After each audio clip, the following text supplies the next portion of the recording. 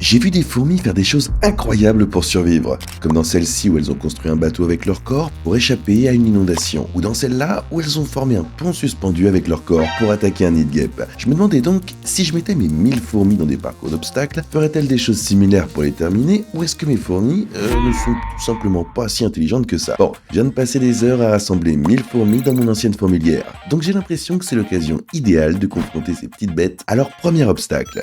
Notre obstacle numéro 1, c'est ce truc-là. En gros, ce qu'on fait, c'est qu'on met un gros morceau de nourriture pour insectes au fond, puis on remplit le tout de sable pour en faire une de ces fourmilières en 2D. Donc globalement, en termes de plan, on va pouvoir regarder les fourmis creuser tout un réseau de galeries là-dedans, et si elles trouvent la nourriture que j'ai cachée au fond, elles franchiront l'obstacle et passeront au suivant, qui deviendront de plus en plus difficiles au fur et à mesure que la vidéo avance.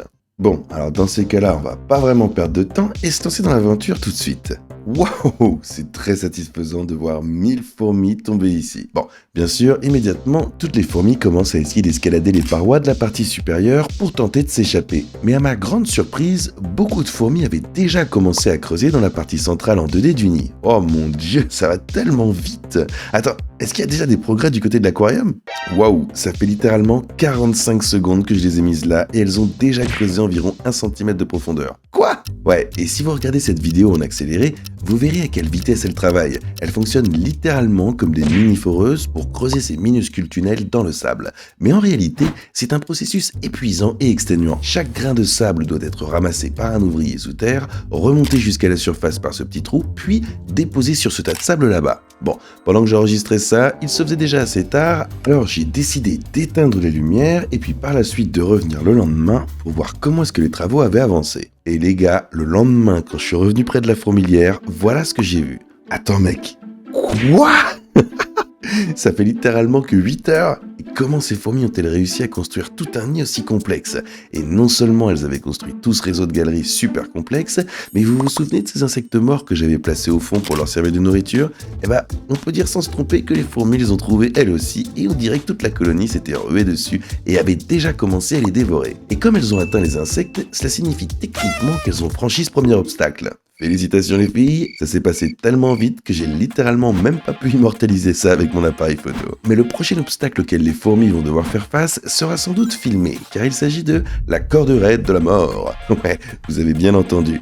Et si vous vous demandez de quoi il s'agit, eh ben c'est ça. Waouh! Les fourmis devront traverser cette corde raide extrêmement étroite au-dessus d'une fosse remplie de feu et de flammes.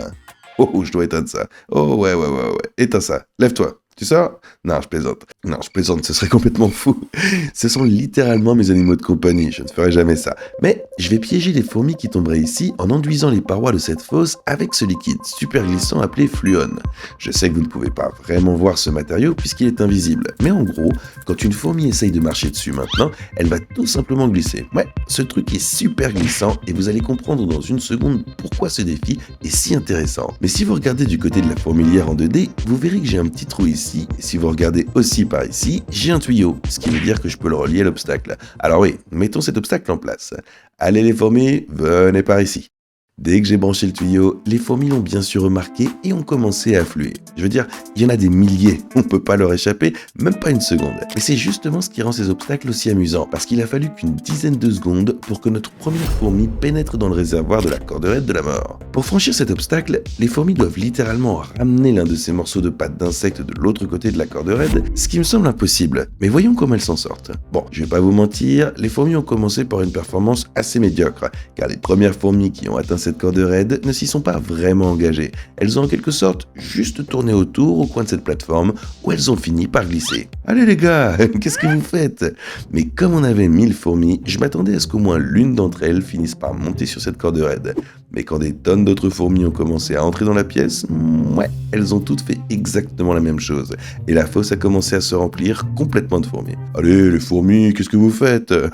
Non, je plaisante. Je crois que c'est en fait de ma faute. Et pour qu'elles puissent marcher sur la corde raide, je dois juste arranger un petit truc. En gros, ce que j'ai fait, c'est que j'ai d'abord fixé 2 morceaux de ficelle supplémentaires à la corde à l'aide d'un ruban adhésif pour l'épaissir un peu. J'ai aussi enduit la corde de cette gelée alimentaire pour insectes pour que le pot sente la gelée.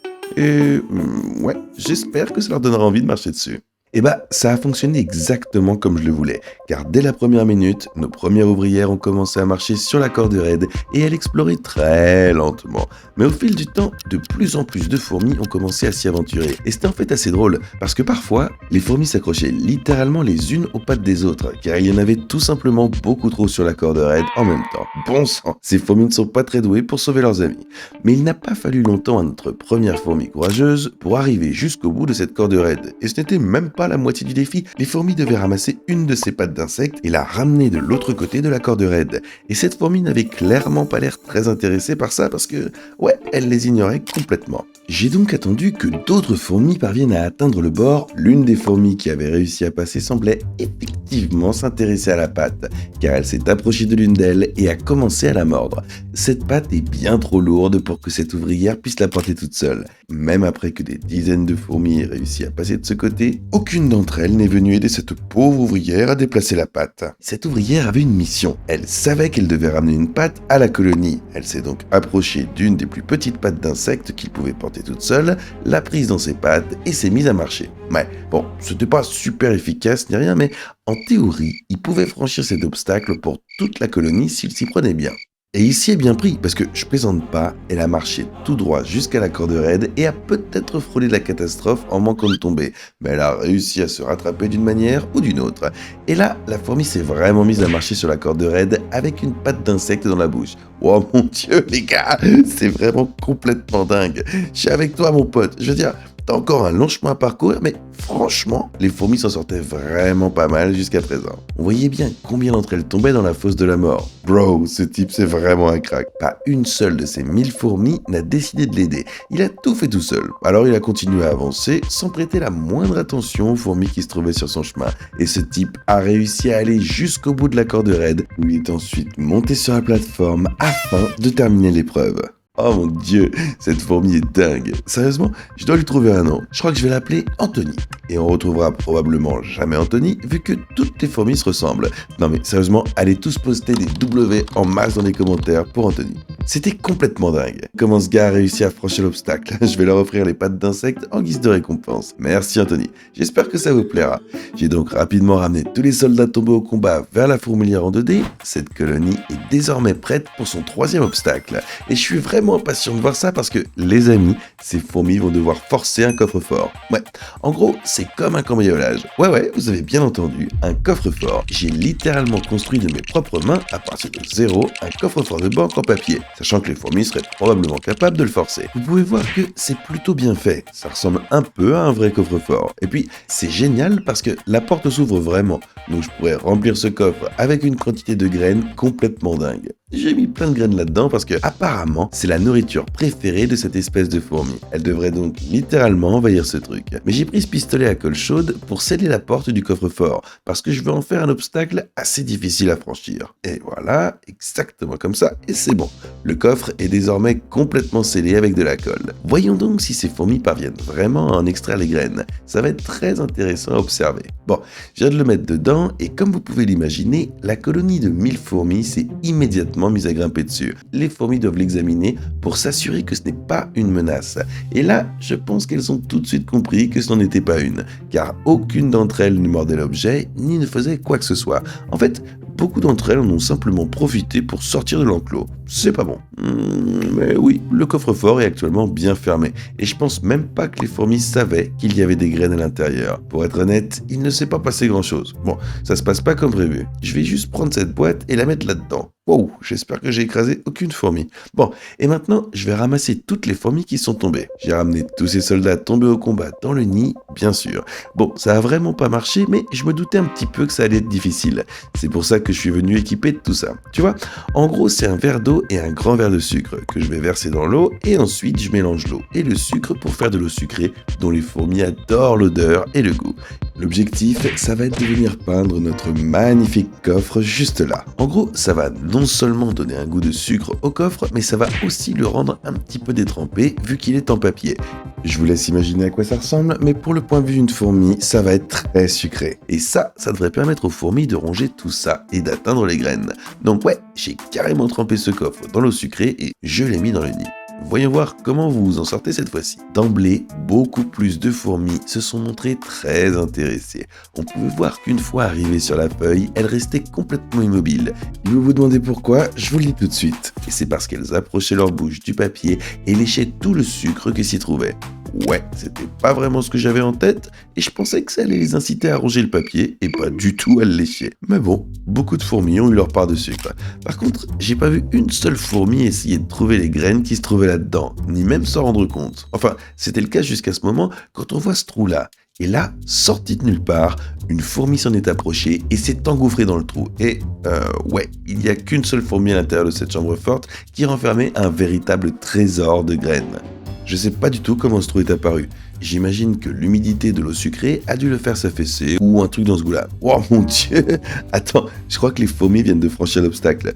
Je vais vite enlever toutes les fourmis en trop de ce coffre-fort. Et ouais, une fois que les fourmis en trop sont tombées, j'ai ouvert le coffre pour voir si la fourmi était vraiment parvenue à l'intérieur. Et comme on peut le voir, elle a bel et bien réussi à rentrer. Mec, ta colonie n'a pas la moindre idée de tout ce que tu viens de faire pour elle.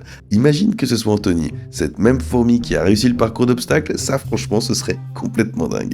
Mais bon, je sais pas si c'est la même fourmi, mais peu importe, c'est une fourmi. Bon, j'ai donc déversé tout le butin du coffre-fort sur la fourmilière, et jusqu'à présent, les fourmis ont eu droit à une véritable mine d'or en matière de nourriture. Mais j'ai gardé l'obstacle le plus fou pour la fin, histoire de voir à quel point ma colonie de fourmis est vraiment intelligente. C'est The Floor is Lava. Ouais, le sol est en lave. Et heureusement, je l'ai déjà installé juste là. C'est le dernier obstacle, et vous vous demandez peut-être, mais où est la lave? Eh ben, la lave, ce sont ces bandes rouges sur le sol, juste ici.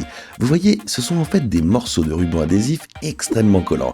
Et si les fourmis essayent de marcher dessus, eh ben, elles vont se retrouver coincées, bien sûr. Donc si les fourmis veulent atteindre les fraises que j'ai placées au bout de l'obstacle, elles vont alors devoir utiliser l'un des 3 outils que je leur ai fournis pour trouver comment elles pourraient traverser cette lave. Ou peut-être qu'elles construiront un pont farfelu avec leur corps pour la franchir. Qui sait? Je voulais m'assurer que la plupart d'entre elles participent vraiment. Alors j'ai passé les dernières heures à aller chercher une par une des fourmis dans la fourmilière pour les transporter dans ce récipient. Ou du moins, autant que je peux en prendre. Les autres sont en quelque sorte rangés en dessous. Comme ça, on peut les transporter facilement. Mais bref, j'ai pas perdu de temps et j'ai directement versé les fourmis à l'intérieur.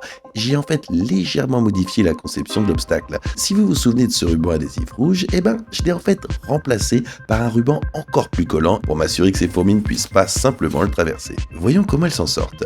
Comme vous vous en doutez sûrement, beaucoup de fourmis se sont tout de suite dirigées vers le ruban adhésif et se sont partiellement retrouvées coincées à l'avant. Mais ne vous inquiétez pas, je vais surveiller les fourmis et celles qui auront l'air d'être complètement coincées au milieu, je les attraperai avec des pinces et je les ramènerai au départ pour qu'elles ne restent pas coincées là pour de bon et ne se blessent pas. Pour franchir ce ruban adhésif, comme je l'ai dit plus tôt, j'ai donné à ces fourmis différents outils, comme un tas de terre, quelques morceaux de ficelle et même des copeaux de bois.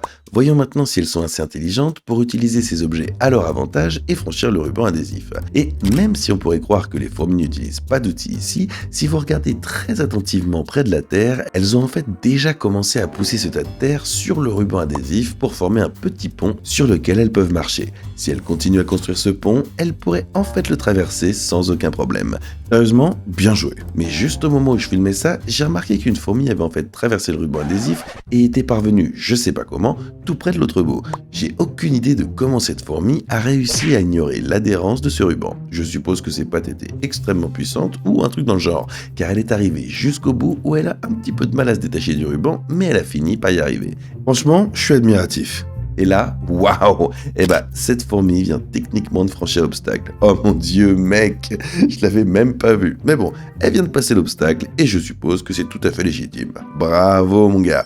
Pourquoi est-ce que les 3 derniers obstacles comptent comme des buts? C'est une seule fourmi qui a tout gâché pour toute la colonie. Mais bon, je dois retirer toutes ces petites bêtes du ruban adhésif pour qu'elles ne se blessent pas. Du coup, je les ai toutes récupérées dans un récipient et je les ai ramenées à leur fourmilière en toute sécurité. Bon, comme vous vous en êtes bien sortis, je vais vous donner ce morceau de fraise. Et comme les fourmis ont surmonté tous les obstacles que je leur ai lancés, je vais leur offrir cette toute nouvelle fourmilière. En gros, c'est juste un peu plus compact et il y a un super espace extérieur sur le dessus. Je vais donc aller les installer là-bas. Bref, j'espère que cette vidéo vous a plu et que vous avez appris quelque chose de nouveau sur les fourmis. Un Jet? Allez, dis au revoir Jet.